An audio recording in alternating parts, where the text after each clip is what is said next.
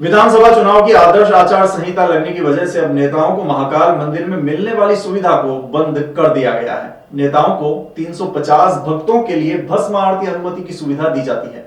इसे आचार संहिता लागू होने के बाद अब बंद कर दिया गया है, जिसका अतिरिक्त लाभ अब 350 आम भक्तों को मिलने वाला है। देश के 4 राज्यों सहित मध्य प्रदेश में विधानसभा चुनाव की आचार संहिता लागू होते ही प्रशासनिक विभाग हरकत में आ गया है।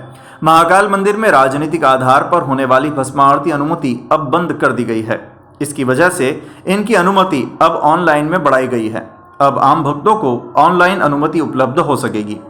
श्री महाकालेश्वर मंदिर प्रबंध समिति के प्रशासक संदीप सोनी ने बताया कि नेताओं को 350 भक्तों के लिए भस्म आरती अनुमति की सुविधा दी जाती है। इसे आचार संहिता लागू होने के बाद बंद कर दिया गया है, जिसका अतिरिक्त लाभ अब 350 अन्य दूसरे आम भक्तों को मिलेगा।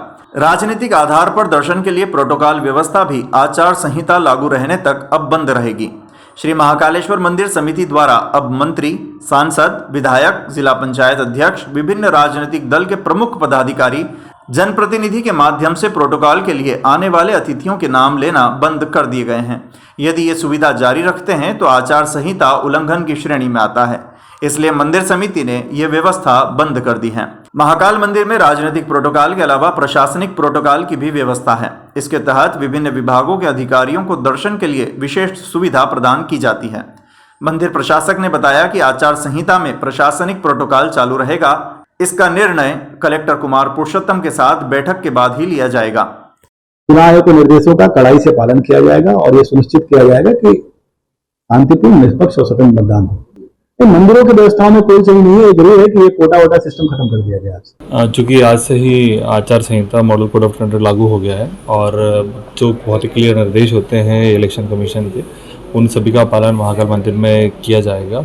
जैसे आज से ही जो कोटा सिस्टम होता है, जिसमें पॉलिटिकल कोटा है, उस पॉलिटिकल कोटा को तत्काल प्रभाव से ख़त्म कर दिया और जितना कोटा था उसको पूरी तरीके से ऑनलाइन भस्म आरती में कन्वर्ट कर दिया। मतलब आम व्यक्ति की तरह आप जो हमारी पहले ऑनलाइन संख्या 400 हुआ करती थी, वो 330 और बढ़ गई है। तो पूरा पॉलिटिकल कोटा उसमें ट्रांसफ़र हो गया, नंबर 1।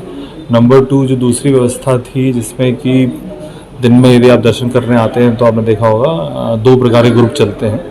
एक पॉलिटिकल ग्रुप चलता है और एक एडमिनिस्ट्रेटिव ग्रुप चलता है, जिसमें कि उसमें एक कोटा है दिन भर का 4-5 हज़ार का, उसको पॉलिटिकल कोटे को पूरी तरह ख़त्म कर दिया गया है और जो ग्रुप था उसको भी डीएक्टिवेट कर दिया गया है।